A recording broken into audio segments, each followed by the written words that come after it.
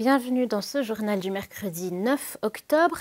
Vous louez votre appartement, alors vous êtes concerné par la votation du 24 novembre prochain où les Suisses se prononceront sur le droit du bail. Il s'agit plus précisément des questions de sous-location ainsi que du délai de résiliation dans certains cas. Alors, pour ou contre cette révision, nous avons discuté avec les deux parties. L'ancrage dans une région est l'une des clés du succès du genre policier en littérature. Un archiviste et romancier spécialiste du genre, distingué par un prix, nous expliquera pourquoi. Et nous visiterons l'un des 3 seuls bus Silverside qui circulent en Europe, un véhicule américain plaqué à l'U et chargé d'histoire qu'il est loin d'être simple à faire rouler sur les routes helvétiques. Les locataires représentent 60% de la population en Suisse et sont donc confrontés au droit du bail. La prochaine votation fédérale portera sur 2 référendums de l'ASLOCA Suisse, la fêtière des associations de locataires. La première question concerne la sous-location. Il s'agirait ici d'obliger les locataires à obtenir l'accord écrit du ou de la propriétaire avant de sous-louer leur appartement.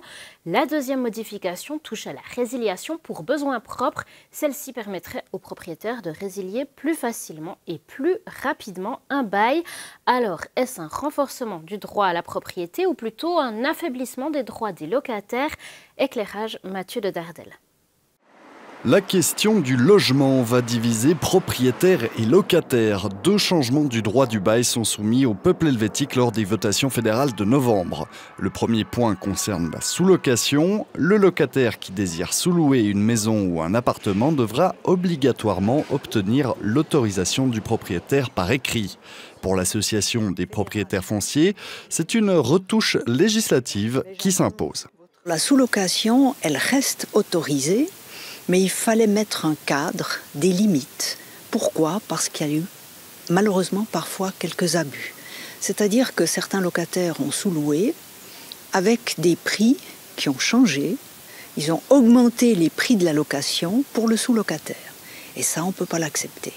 Pour l'association des locataires, à l'origine de ces référendums, cette proposition est une offensive contre la protection des locataires. D'après la fêtière, la législation actuelle suffit déjà amplement. Dans le droit du bail actuel, il est déjà prévu qu'une sous-location doit se faire en accord avec le propriétaire. Et actuellement, il est aussi interdit de pratiquer des loyers excessifs lors de sous-location. Tout cela est déjà réglé dans la loi aujourd'hui. Ce que va apporter ce changement, c'est plus de bureaucratie, un formulaire supplémentaire et une raison de plus de mettre les gens à la rue s'ils font une petite faute dans leur demande.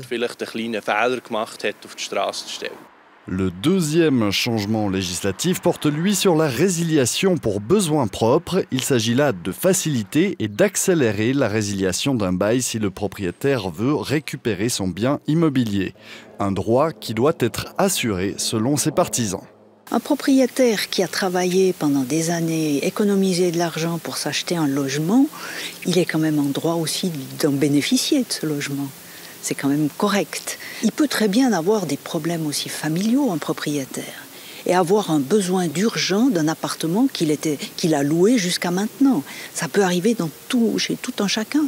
Du côté des locataires, c'est plutôt un durcissement de la loi qui se fait au détriment de celles et ceux qui payent leur loyer. On voit déjà aujourd'hui avec les dispositions légales actuelles des congés collectifs de locataires. On les chasse pour augmenter ensuite les loyers car on ne veut pas que les locataires restent durant des années avec le même prix ou un loyer raisonnable. Et avec ce changement, si on facilite encore la résiliation de bail, pour nous, c'est clair que cela va créer encore une occasion d'augmenter les loyers. La population suisse se prononcera sur ces 2 objets de votation le 24 novembre prochain. Changement d'ambiance, imaginez. Le meurtre se déroule juste devant votre porte ou sur la place de votre village. Pas d'inquiétude, nous parlons de scènes qui pourraient provenir d'un roman policier régional. Les archives du Polar suisse à Granges possèdent une collection de livres helvétiques ou qui se déroulent dans le pays. L'auteur et archiviste Paul Ott a reçu le prix d'honneur Glauser pour service exceptionnel à la littérature policière, notamment en raison de ses archives. Alors pourquoi les romans policiers régionaux sont-ils si appréciés? Anya Mouster. Ils avaient dépassé le village de Douane, admiré la tour de l'église, les rangées de maisons fermées le long des rues étroites.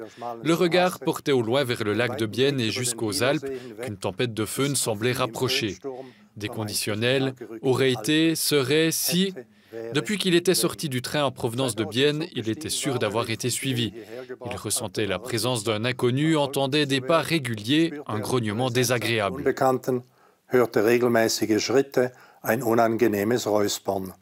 Voici un extrait de Mordwein, traduit littéralement par 20 meurtriers, un roman policier régional écrit par Paul Hoth sous le pseudonyme de Paul Lascaux. Il possède quelques 2500 romans policiers suisses, anciens et récents, dans ses archives à Granges et s'intéresse à ce style depuis son adolescence. Plus tard, il a commencé à écrire lui-même et à collectionner ses livres.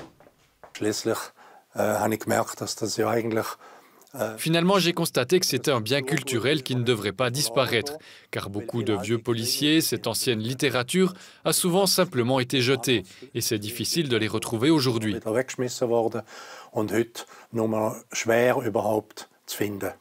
Ces intrigues se déroulent en Suisse, comme Mordwein, dont l'histoire est localisée sur les rives du lac de Bienne. Un roman policier doit se dérouler quelque part, dans une région spécifique, dans un lieu, etc.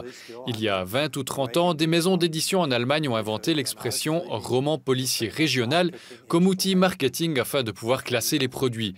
Et les auteurs ont été priés d'écrire des séries qui se déroulaient dans une région spécifique pour créer un effet de reconnaissance chez les lectrices et lecteurs.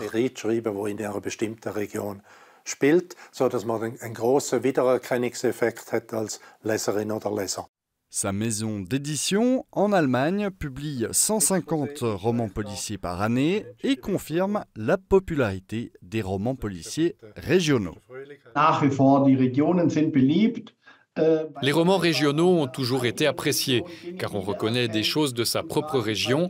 Et dans une époque où beaucoup de choses changent dans le monde, c'est d'autant plus beau de lire quelque chose sur sa propre région et de s'y retrouver. C'est pourquoi, à mon avis, ce genre est si demandé. Fait intéressant, il n'y a pas beaucoup de romans policiers qui parlent de notre région, hormis ceux de Dürrenmatt. Pourtant, la maison d'édition Gmeiner serait intéressée. Lorsque nous recevons des demandes d'auteurs suisses, nous sommes intéressés, donc de développer ce domaine et de rechercher des auteurs. Paul Hoth continue d'écrire avec assiduité. Son prochain roman policier sortira en 2025 et il sera aussi certainement rangé dans les archives du Polar à Granges, en compagnie de nombreux autres romans policiers et d'enquêtes liées à la Suisse. Et on sort la tête des livres pour entrer dans un bus maintenant. Le seul Greyhound Silverside de Suisse s'est garé ce mercredi au marché d'Arberg. Importé des États-Unis, ce type de bus faisait partie des plus luxueux du monde en 1948. L'actuel propriétaire, Thomas Ebischer, a décidé de le rénover en 2023 et parcourt désormais la région à son volant. Le véhicule ne laisse pas indifférent et la conduite demande un doigté particulier. Découverte de cet oldtimer avec Roxane Flamand. Au cœur de la vieille ville d'Arberg, un des stands du marché détonne du paysage et pique la curiosité des passants et passantes. Ce bus, qui a plus de 70 ans, c'est un Greyhound Silverside importé des États-Unis. C'est le seul de ce modèle en Suisse. J'ai remarqué que c'était un très vieux bus. Je m'intéresse aussi pour la technique en général, alors je suis venu le voir de plus près. Je trouve le bus super, on ne voit pas ça si souvent ici. C'est un bus super cool. C'est un grand bus, j'ai regardé le moteur et il a l'air d'y avoir beaucoup de technique.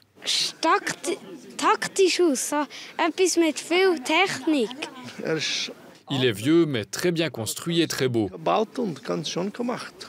Une personne tout particulièrement fascinée par ce bus, c'est Thomas Ebischer, propriétaire du Greyhound Silverside, ici à droite. Il y a 2 ans, il l'a récupéré pour le rénover. L'objectif à long terme est de l'utiliser pour voyager, mais pour l'instant, il y accueille des événements et expositions.